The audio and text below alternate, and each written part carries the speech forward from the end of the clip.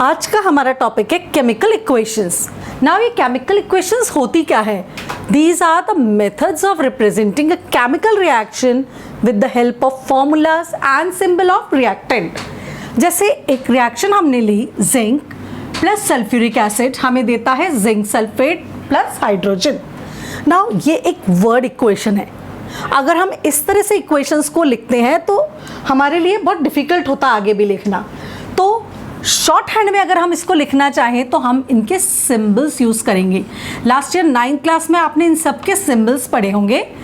Zinc का symbol Zn, sulphuric acid हमारा हुआ H2SO4, ये क्या देगा हमें? Zinc sulphate ZnSO4 plus hydrogen gas. तो अगर हम किसी भी केमिकल इक्वेशन को इस तरह सिंबल्स और फॉर्मूलाज के फॉर्म में लिखते हैं, ये जिंक का सिंबल है, ये H2SO4 का फॉर्मूला है, इस तरह से लिखते हैं तो हमें बहुत आसानी से इक्वेशंस बन जाती। अब जैसे ये था हमारा copper sulphate plus iron gives iron sulphate plus copper. इसी को अगर हम वर्ड इक्वेशन में लिखें तो हमें लिखना पूरा पड़ेगा कॉपर सल्फेट, जो कि एक बहुत डिफिकल्ट सा प्रोसेस हो जाता है। इसी डिफिकल्टी को ओवरकम करने के लिए केमिकल इक्वेशंस बनाई गई सिंबल्स एंड फॉर्मूलाज के फॉर्म पे। अब ये केमिकल इक्वेशंस हमें इंफॉर्मेशंस क्या क्या प्रोवाइड करती हैं? सबसे पहली इंफॉर्मेशन तो आपको यही प्रोवाइड करती है, LHS के इस साइड वाले हमारे रिएक्टेंट्स होते हैं, एरो के उस तरफ हमारे क्या होते हैं? ये सब प्रोडक्ट्स। ये रिएक्टेंट्स वो हमारे क्या हुए? प्रोडक्ट्स। नाउ अब हम देखेंगे कि इन केमिकल इक्वेशंस को हम और इंफॉर्मेटिव कैसे बना सकते हैं। नाउ हमारा नेक्स्ट टॉपिक है how to make a chemical equations more informative. हम इनको और इंफॉर्मेटिव कैसे बना सकते हैं? जैसे एक इक्वेशन है हमारे आगे, अब इस इक्वेशन को देख के हमको पता चलना चाहिए कि ये सॉलिड फॉर्म में है, ये लिक्विड फॉर्म में है, गैसियस फॉर्म में है, ये सब। तो एक केमिकल इक्वेशन को इंफॉर्मेटिव बनाने के 3 मेजर वेज होते हैं। कितने वेज होते हैं? 3 मेजर वेज, जिसमें फर्स्ट वे है to indicate about states of the substance। states of substance मतलब reactants and products की states बताना। solid है, liquid है, gas है, किस फॉर्म में। यहाँ हम एक ब्रैकेट में स्मॉल लेटर्स में फॉर्मूलाज या सिंबल्स के आगे ऐसे लिख देते हैं। जैसे जिंक सॉलिड है हमारा, ब्रैकेट में हमने S लिख दिया। हाइड्रोजन हमारी क्या निकलेगी? गैस, G लिख दिया। अगेन ये हमारा क्या होगा? Solid zinc sulphate. देन ये एक्वस। एक्वस का मतलब substance is dissolved in water या सॉल्यूशन इन वाटर। यहां सल्फ्यूरिक एसिड किसके अंदर डिसॉल्व्ड है? वाटर में। यह H2SO4 हमने प्योर नहीं लिया, it is a solution of sulphuric acid and water. ना हमारा सेकेंड एग्जाम्पल है कैल्शियम हाइड्रोक्साइड। ये हमारा होता है लाइम वाटर। ये जब एटमॉस्फेयर की CO2 यानी कार्बन डाइऑक्साइड के संग रिएक्ट करेगा, ये देगा calcium carbonate plus water. Water हमें लिक्विड फॉर्म में मिल जाएगा, ये सॉलिड फॉर्म में। ये हमारा प्रोड्यूस्ड होगा वाइट प्रेसिपिटेट। प्रेसिपिटेट हमने देखा था क्या होता है? इनसॉल्युबल सब्सटेंसेस जो केमिकल इक्वेशंस के ड्यूरिंग प्रोड्यूस होते हैं। इस एरो का मतलब है it is coming out as a precipitate. जब हमारी गैस इवॉल्व आउट होती है तो हम एक ऐसा एरो लगाते हैं, इसका मतलब gas is evolving out. So first जो वे है जिससे हम एक इक्वेशन को और इंफॉर्मेटिव बनाते हैं वो होता है to indicate about the state of the substances. ये इधर के रिएक्टेंट्स, एरो के उस साइड हमें मिले प्रोडक्ट्स। एक छोटे से ब्रैकेट के आगे हम सब्सटेंस की स्टेट लिख देते हैं, सॉलिड्स, लिक्विड्स, गैसेस। एक्वस का मतलब होता है सब्सटेंस डिसॉल्व्ड इन वाटर और a solution in water. Now second information देने का तरीका होता है हमारा to indicate heat changes in an equation. मतलब किसी भी केमिकल रिएक्शन को पूरा करने के लिए हमें हीट देनी पड़ रही है या उस रिएक्शन में से हीट इवॉल्व आउट हो रही है।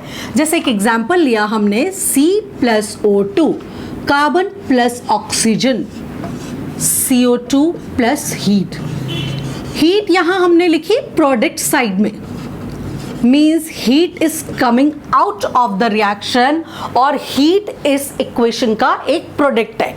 कार्बन जब ऑक्सीजन के संग रिएक्ट करता है it gives carbon dioxide plus heat, तो इस इक्वेशन में हीट इवॉल्व आउट हो रही है। तो ऐसी इक्वेशंस जिसमें हीट बाहर निकलती है और heat is a product of the reaction, they are known as exothermic reactions. They are known as exothermic reactions. तो रिएक्शंस कितने टाइप की हो रही है, यहाँ पे हम दो टाइप की रिएक्शंस देखेंगे, exothermic and endothermic, depending upon heat दे रहे हैं कि हीट बाहर निकल रही है। तो एक्सोथर्मिक रिएक्शंस क्या हुई, the reactions in which heat is coming out as a product, heat is coming out as a product or heat is evolved out during a chemical reaction. Example ये रहा हमारा C+O2 give CO2 plus heat, या फिर जब हम magnesium ribbon को oxygen के संग बर्न करते हैं हमें मिलता है MgO plus heat and light, plus heat and light. जब भी हम मैग्नीशियम रिबन को ऑक्सीजन के संग बर्न करते हैं हमें क्या मिलता है, magnesium oxide plus heat plus light. So exothermic reactions हमारी हुई in which heat is evolved out. जितनी भी आपकी बर्निंग है ना, सब चीज़ों को जलना, वो एक तरह की क्या है, एक्सोथर्मिक रिएक्शन ही है।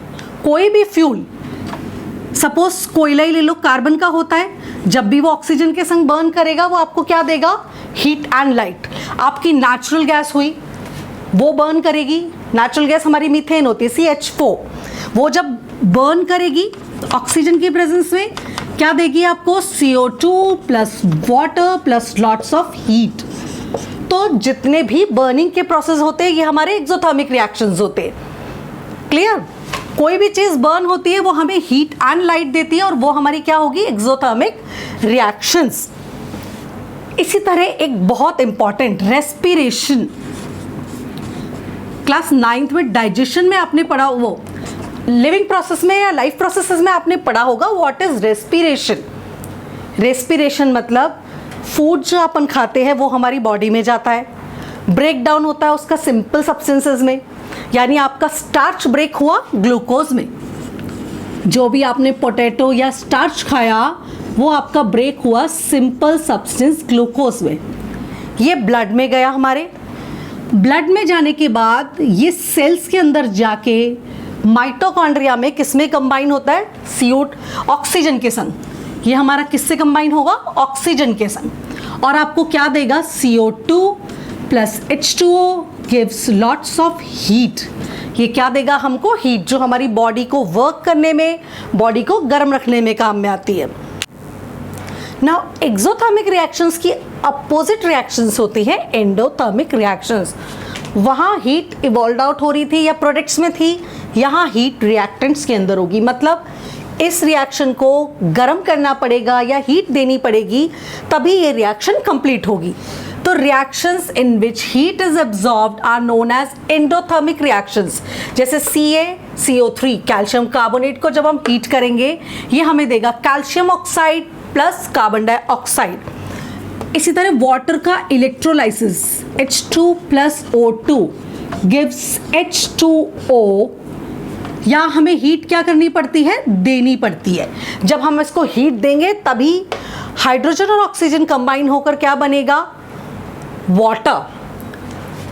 और कौन सी रिएक्शन आप डेली लाइफ में देखते हैं, अब चाय को जब तक गर्म नहीं करेंगे चाय बनेगी नहीं, दूध पत्ती सब डाल दिया हमने, लेकिन जब तक गर्म नहीं किया वो चाय एक नया सब्सटेंस बनेगा ही नहीं। तो इस टाइप की रिएक्शंस जिसमें हमें हीट देनी पड़ती है वो हमारी होती है एंडोथर्मिक रिएक्शंस। फोटोसिंथेसिस, फोटोसिंथेसिस भी हमारी एक एंडोथर्मिक रिएक्शन है। इसमें हीट का सोर्स क्या है हमारा, सनलाइट। जब सनलाइट की हीट क्लोरोफिल पे पड़ती है तभी रिएक्शन होती है और फूड प्रोड्यूस होता है, ऑक्सीजन गैस प्रोड्यूस होती है। नाउ थर्ड वे जिससे हम इक्वेशंस को मोर इंफॉर्मेटिव बनाते हैं वो होता है to indicate the conditions under which reactions takes place, यानी एक रिएक्शन में वो सब कंडीशंस लिख देना जो उस रिएक्शन को पूरी करने के लिए एसेंशियल होती है।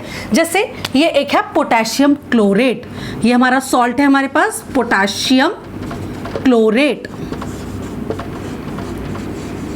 इस पोटेशियम क्लोरेट को आप हीट करोगे और उसके अंदर एक कैटलिस्ट, इस सिंबल का मतलब होता है हीट, एक कैटलिस्ट MnO2। कैटलिस्ट क्या होता है? जो अपने आप किसी रिएक्शन में पार्टिसिपेट नहीं करता है लेकिन उस रिएक्शन की रेट को इंक्रीज कर देता है या उसको कंप्लीट करने में हेल्प करता है, वो क्या कहलाता है? कैटलिस्ट। यहाँ हमारा कैटलिस्ट क्या है? MnO2। इस MnO2 की प्रेजेंस में जब पोटेशियम क्लोराइड को हीट करेंगे तो क्या मिलेगा हमको? Potassium chloride plus oxygen gas. Similarly एक और हमारी छोटी सी रिएक्शन है कार्बन मोनोऑक्साइड। जब हाइड्रोजन गैस के संग रिएक्ट करता है, यहाँ आप देख रहे हो मैंने टेम्परेचर और प्रेशर लिखा है। ये pressure 300 atmospheric pressure, 300 degree Celsius तक हीट करना है इसको। यहाँ हमारे दो कैटलिस्ट है, zinc oxide plus chromium oxide. यहाँ हमारे दो कैटलिस्ट है, zinc oxide and chromium oxide. इस कैटलिस्ट की प्रेजेंस में यहाँ हमको ऑब्टेन होगा एक नया substance which is known as methanol, which is known as methanol. So clear? Third equation हमारे थर्ड इंडिकेशन क्या है? The conditions under which reactions takes place. वो सारी इंफॉर्मेशन एक केमिकल रिएक्शन में लिख देना जो उसके लिए एसेंशियल्स है, जैसे temperature, pressure, catalyst, heat etcetera. ना नेक्स्ट टॉपिक है हमारा characteristics of chemical reactions. Characteristic of chemical reaction का मतलब ऐसी कौन सी बातें हैं जो हमें ये बताती है कि केमिकल रिएक्शन टेक्स प्लेस हुई या नहीं हुई। हमें कैसे समझ आएगा कि ये सब्सटेंसेस से कुछ नया सब्सटेंस बना? उसके लिए हमें कुछ चीज़ों पे ध्यान देना पड़ता है। फर्स्ट ये चीज़ है इवोल्यूशन ऑफ गैस।